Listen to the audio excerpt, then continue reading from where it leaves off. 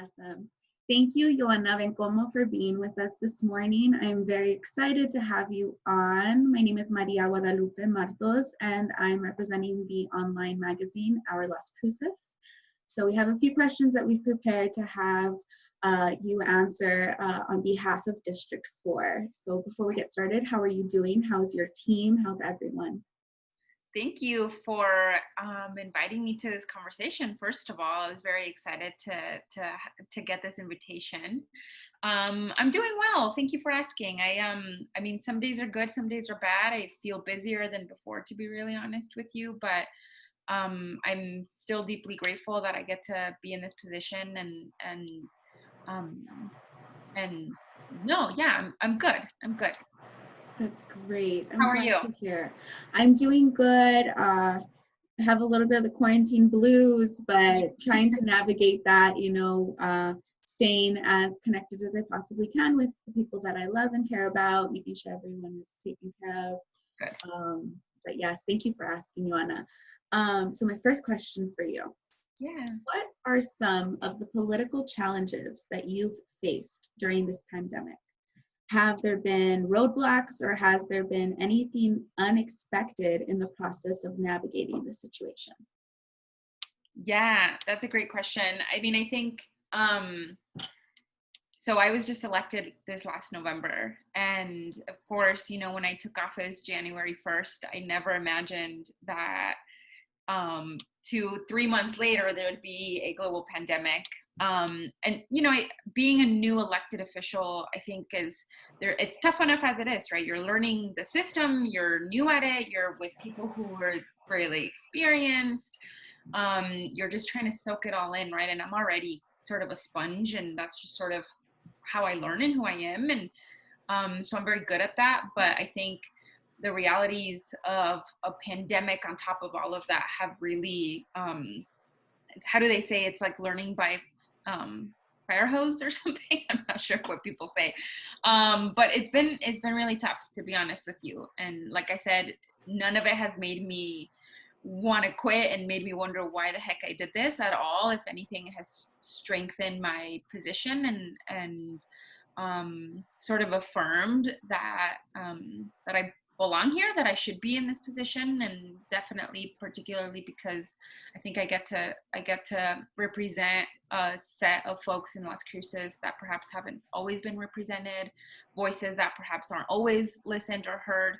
And so I'm deeply thankful for that. But yeah, there's been a ton of surprises. I think for me, the toughest challenge has been both trying to learn to navigate the system of the city and being a new city councilor and pushing forth policies that will change the lives of Las Cruces for the better, while at the same time learning to navigate what the policies look like for during the pandemic and ensuring that people stay healthy, that our numbers stay low. And so it's like this highway of many lanes, and I'm just trying to navigate it as best I can. I think the reality is that none of my colleagues, as experienced as they may be, have been through a pandemic either, right? So I think we're all sort of just trying to get the best information from all possible reliable sources so that we can make the best decisions. At least that's definitely how I'm coming to the table. And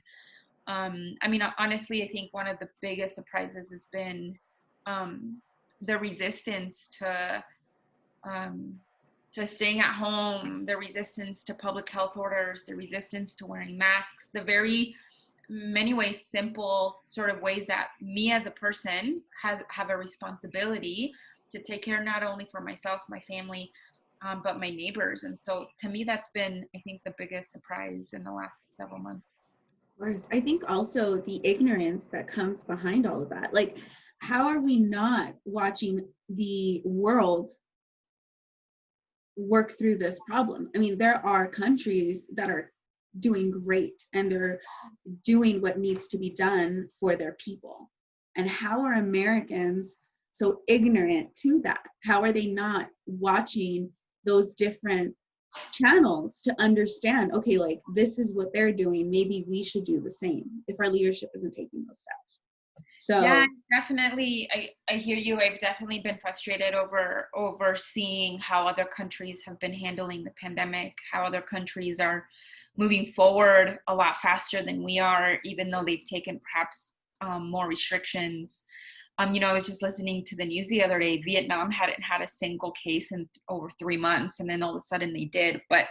Um, but there are certain steps that we need to take and implement in order to get to the other side a little faster, even though this is a reality for a little while. How do we do it more normally? But I think there's definitely for how strong folks in the United States have this very strong sense of like personal responsibility, right? It's what I've heard most of my organizing career is that people should be responsible for themselves, right?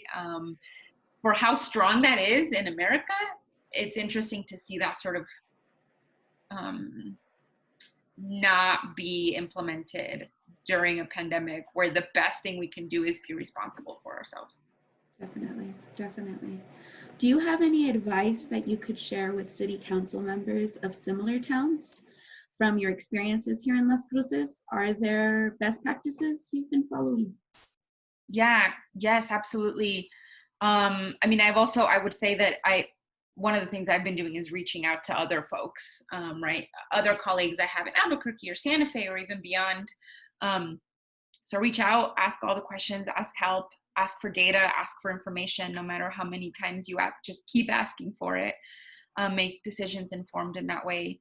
Um, but also for me, I think one of the most important things has been, like I said earlier, is really ensuring that the voices of people who are not always heard, folks who are marginalized, folks who don't have easy access to their government, to stay connected to those folks, to really center the voices of those who are directly impacted. In New Mexico, those happen to be Native and Latino folks. And so how do we ensure that we're centering some of those experiences, that we're listening to a wide range of voices that are being impacted, small businesses for sure, but that those voices are very diverse. And so for me, it's been really critical to ensure that folks who are been the most impacted by the pandemic, whether it's been because of the actual health disparities or because they've been laid off, they've lost work, wages, income, that those folks get the most support they can in this moment. And that's making sure that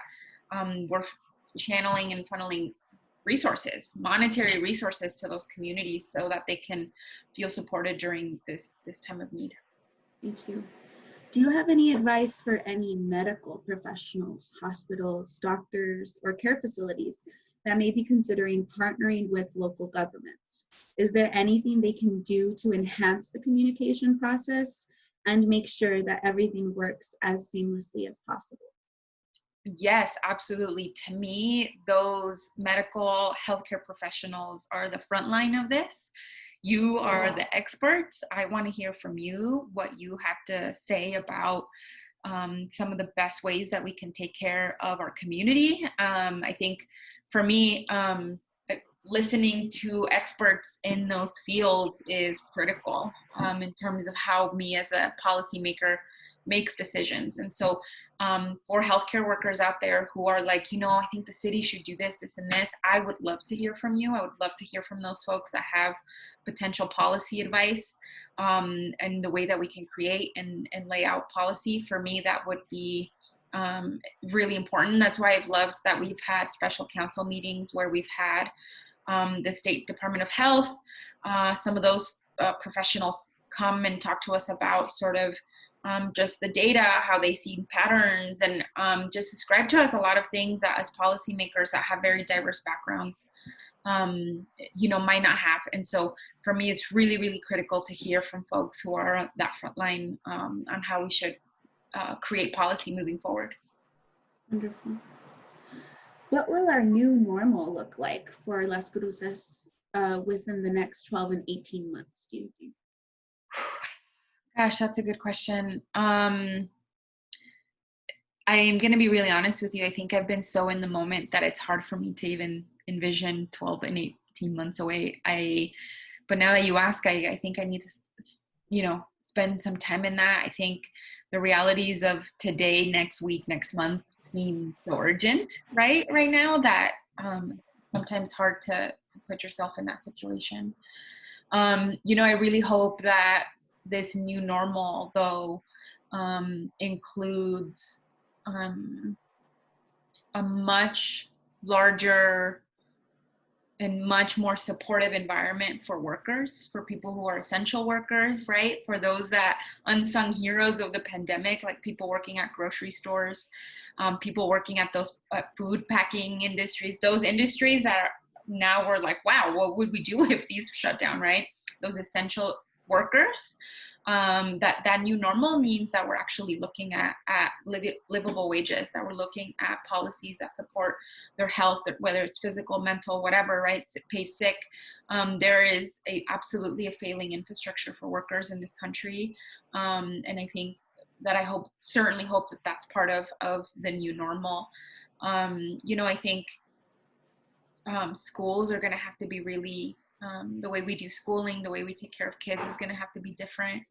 And so I just really hope that people can come together to the table and make decisions that are best for our communities and best for particularly those who are the most vulnerable. And I think it's been really unfortunate how the last few months things have turned incredibly divisive and political, when the only true enemy here is this virus, right? And we're only going to defeat it if we come to the table and work together. So I really hope that those collaborations become a much easier process in this new normal.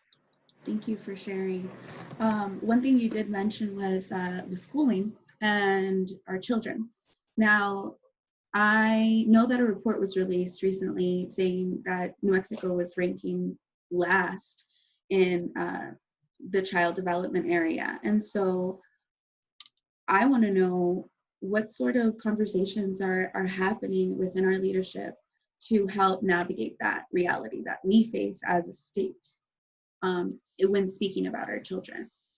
Absolutely. I would highly recommend that you also reach out to some members of the school board. We have an incredible school board who are deeply dedicated to children, to education, and they should totally be part of this conversation, leading this conversation along with parents. From a city perspective, from early on, we wanted to hear from our superintendent, Dr. Trujillo, about what are some of the biggest needs and challenges. And I think as we consider this new school year, I think one of my biggest fears is that these disparities in education that you're talking about and lifting up are only going to grow bigger. And to me, that's a scary thought, given where we are on that list. We're last, right? Dead last on some of these things. And 1 out of 4 children lives under the poverty rate in New Mexico, right? And the poverty rate in Las Cruces is 24%. Those things I think are shameful. And so I think in this new normal that we're beginning to center those experiences even more as we think about what recovery looks like, what a just recovery looks like. But, in terms of education and the way the city can participate in that, I would love to continue partnering with the Las Cruces public schools in terms of how do we get Wi-Fi and broadband access to parents who might not be able to afford it.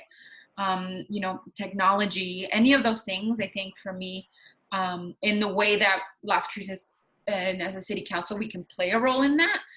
It's a very supportive role. And so I really hope to hear, much like healthcare workers, I hope to hear from the school on how best we can support them. But certainly for me, I think on our end is how do we continue to center the experiences of people who are experiencing poverty already, experiencing hardships and struggles, and supporting those families so that they feel adequate, so that they can, so that this gap doesn't get any larger. And so for me, that'll be really important looking forward.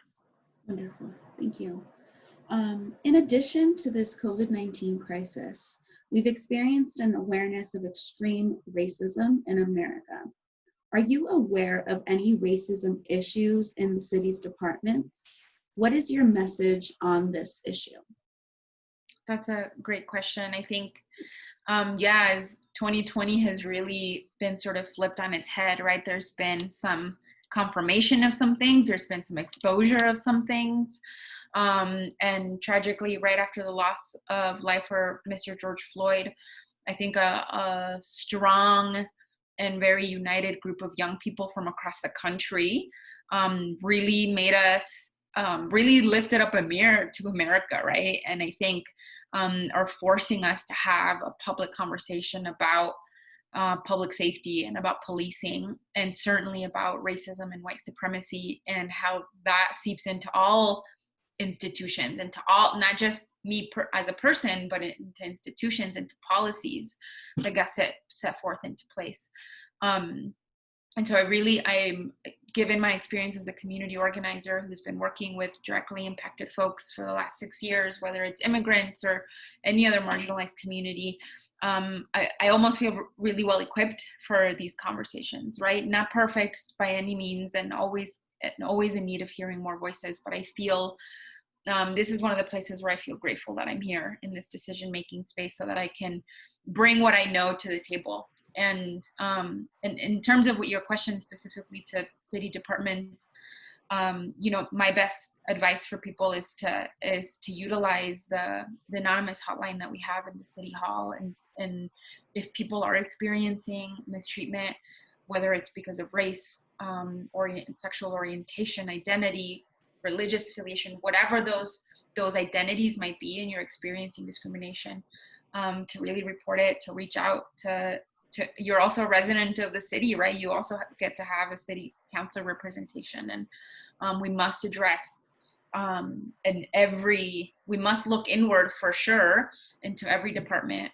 Obviously, I think one of the biggest conversations we are having in Las Cruces is with the Las Cruces Police Department, and the way that they interact with our communities, the way that many in our communities don't feel safe. And frankly, the many things that we have tasked our police department to be responsible for, that they shouldn't be, right? And so how do we have that conversation about the ways that as elected officials we failed in the way we govern around public safety, and what does that really mean, and for who, right? It's public safety for folks who are experiencing mental health, folks who are experiencing homelessness, folks who are experiencing addiction, poverty, right? A bunch of those things can lead to higher crime rates, and we should be addressing them at that root cause as opposed to an afterthought of enforcement. And I think that'll help alleviate a lot of the issues being experienced at the police department as well, when we really start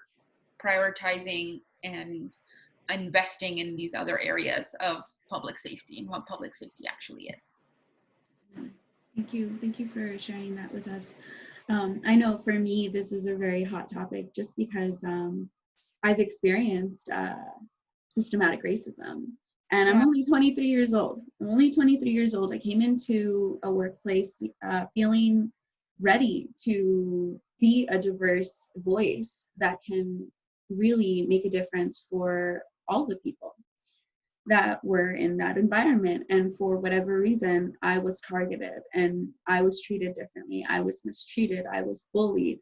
And it's very discouraging when you come out of that situation. You feel defeated when you have to make that call and say, you know what, I'm not respected here. I'm not treated right here. I need to step away. And for me, it's been an uphill battle to overcome that adversity, because I heard it preached best this way. When a flower isn't blooming, you don't attack the flower. You treat the soil and you add what the soil needs so that the flower can bloom and so that it can produce. Yeah. And so I feel that by me removing myself from that planting pot and going into a new one, it was the best decision. However, I noticed that there are a lot of counterparts that are in the same situation I am in that don't feel that that's the solution, and then you become targeted in that way. So it's like you never win. No, I thank you for sharing that with me. I know that that's that's a hard thing to share often, but it's such an important thing to share. I think often, I think what has come out of 2020 is this realization that by far racist sentiments are not gone, right? That they exist everywhere, whether explicit or implicit, right? And I think for you to be able to say, I'm going to step away from this is incredible. For the folks who can't step away, right? What are the ways that we are, again, exposing and having and confronting those sentiments, whether it's intrapersonal or it's more systemic, right? And I think that that's why I'm so thankful that this movement has forced a public conversation about not just policing, for sure. It's much broader. It's very focused on that, but it's also much broader in terms of how do we address some of these more sort of systematic ways in which people of color, Black folks, Indigenous folks are targeted. Definitely. Do you ever find that it is a deeply rooted morale and that there is no way to really change that morale? It's more education that needs to happen, and really just deciding as an individual that this is what you're noticing. And do you ever find that reality is a little stressful? Because for me, I definitely feel that. For me, I try to attack it as like a sociologist. How would a sociologist attack this problem? Because we have to be aware that this is a deeply rooted issue globally, not just in the American people, but globally. So for me, I stress about that because I feel like a lot of our organizations and our leaders are coming at the problem very aggressively, like this defund the police statement, though it's well intended and there are some wonderful facts that back up that call to action. That is a very aggressive call to action, and I don't know if you can win fire with fire. You have to use water to put out the fire. So I'm asking this question in more of a personal, like how would you work through that and navigate through those issues that we're having? Because it seems that we're just dividing too much, in my opinion. We're just so divided at this time when it comes to something that should unify us, like equality, Yes, I do. That's a big question. I think the realities is that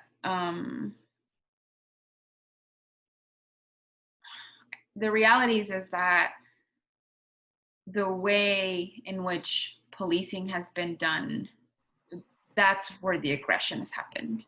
Like, that's what's been aggressive. The way that police departments are funded is aggressive. The ways that we consider public safety is narrow, right? In Las Cruces, when you look at our budget, public safety is fire and police. Personally, to me, that's too narrow.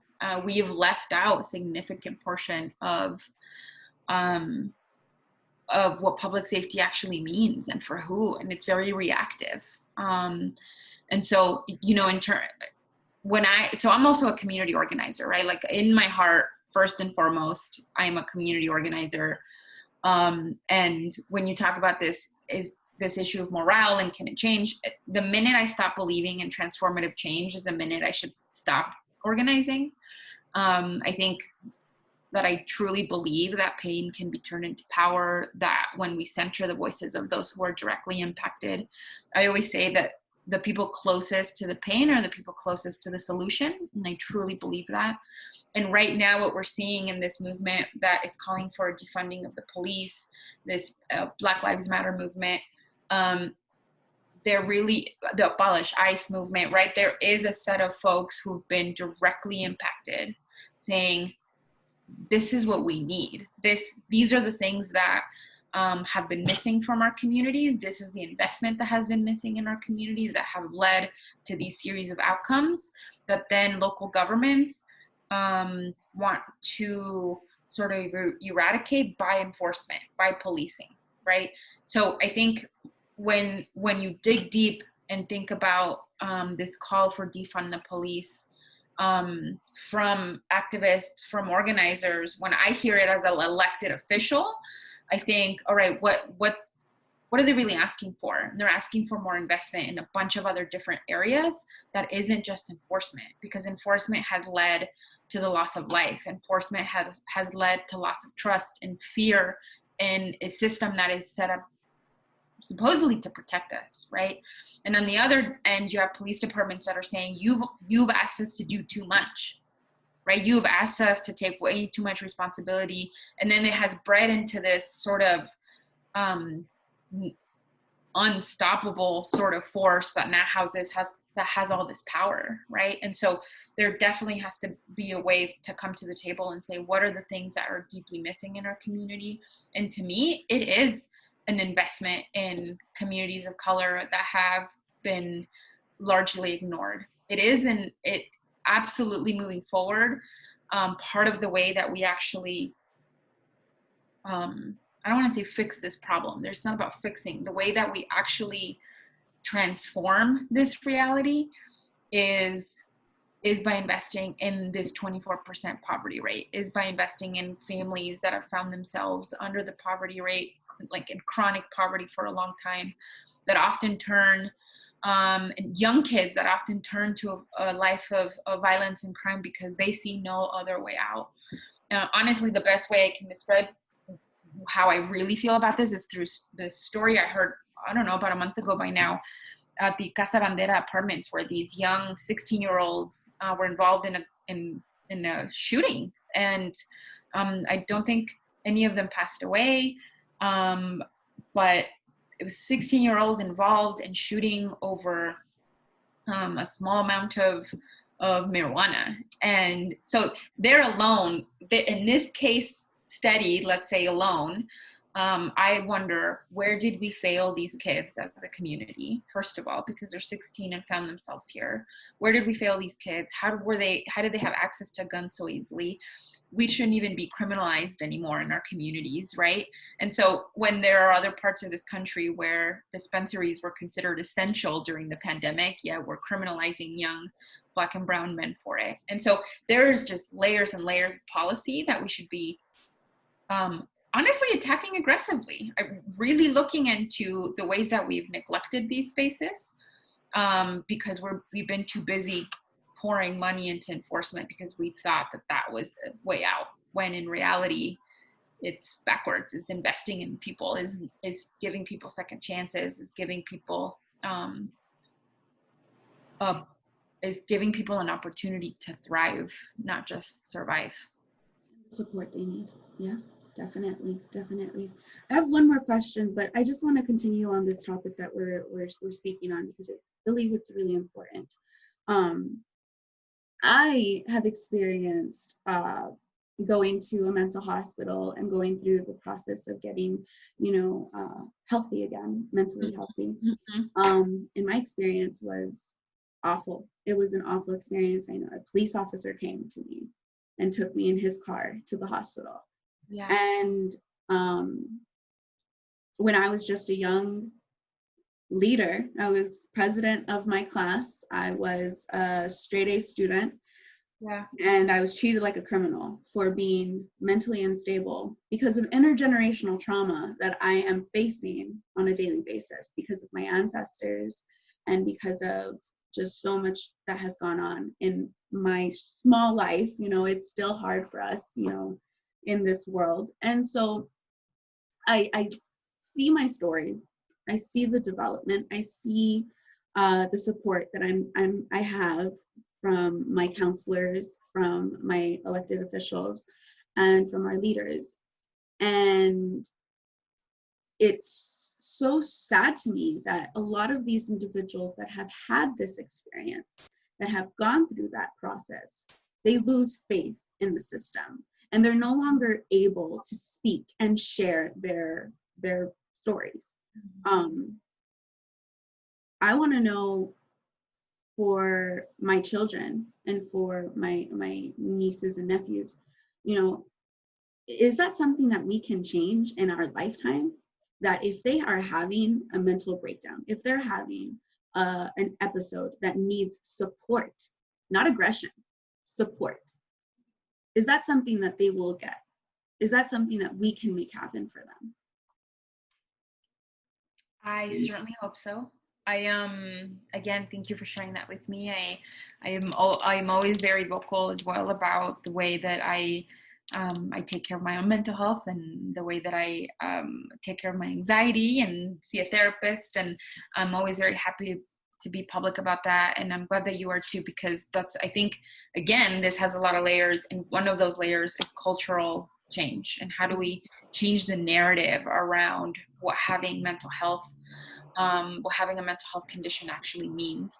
And then the other side is really about this, that we've criminalized mental health, right? That we've criminalized mental illness, we've criminalized homelessness, we've criminalized addiction, and often there's people at the intersections of all those, right? And so there's definitely, I think here locally, I don't know any other city council that has 2 social workers on the council. Wow. But I think that that's incredible. Myself and Mayor Pro Tem Cassandra Gandara, who she's been doing this work for such a long time, and I know is deeply committed to really transforming the mental health care system here in the city. And I think part of that is ensuring that when someone is having some sort of mental health breakdown or episode, that we send social workers, that we send people who are trained in this, as opposed to police officers, not because they couldn't handle it, but that's just simply not their job. And on the other end, it makes folks feel like I did something wrong, as opposed to it being, I need support, I want to share my story, like you said, right? It breaks down that trust in terms of people being able to ask for help in the future. And so I think it's critically important to, number one, build that system that when someone is having that sort of episode, that we send in social workers, people who have the experience to handle that. Number two, that those folks have somewhere to go, right? I think that's why it's important to continue to push on the county commission to open up that triage center, frankly, to really invest in more mental health facilities, more facilities for addiction, for folks who are experiencing addiction. I think the behavioral health system has been eroded in New Mexico for a decade now, and it's really time that we start investing in service for folks experiencing mental health, behavioral health issues. And then, like I said, that last piece I think is really about narrative change and how we talk about it publicly, how we're not criminalizing folks, right? It's that I think takes much longer. Honestly, the other two, I'm not saying by next year, by tomorrow, right? But those concrete policy steps and those funding of those sort of services can happen a lot quicker than perhaps this narrative, this dominant narrative that we've heard all our lives. And so, but I think we all have a part to play in shifting that. Definitely. Thank you so much. I have one last question for you. Yes. And I just want to thank you for your time, for your grace, and for your support. So what advice do you have for the members of our community in this time? Oh, that's a great last question. I'm going on this thing you just said of grace. I think it's about having grace for myself first and foremost in this moment, that sometimes it's okay to not be okay. We are all experiencing this really challenging time, frankly, together, even though we're apart, right? And to just have a little grace for myself, but then be able to extend that to your neighbor, right? Even those folks that perhaps don't agree with you, how do we extend grace and invite them into a conversation, as opposed to this call out culture? And so just inviting folks in, having a conversation, but then stay connected with people that you love, stay connected with people who you feel like can make a difference, and definitely stay connected to your elected officials. I certainly want to hear from people. Whether folks think I'm going to disagree or not, I want to hear from people in my district, in the city. I ran because I deeply care about the quality of life of all of our residents, and I'm deeply committed to improving that. And in a pandemic, that matters even more. So stay connected with, like I said, anybody in our community, but definitely reach out to me if you just want to chat, if you have thoughts, if you have feedback, whatever it might be. I'm available. Thank you so much for your time. I really appreciate all that you have to say and all that you're doing for our community. Thank you so much for having me. This was wonderful.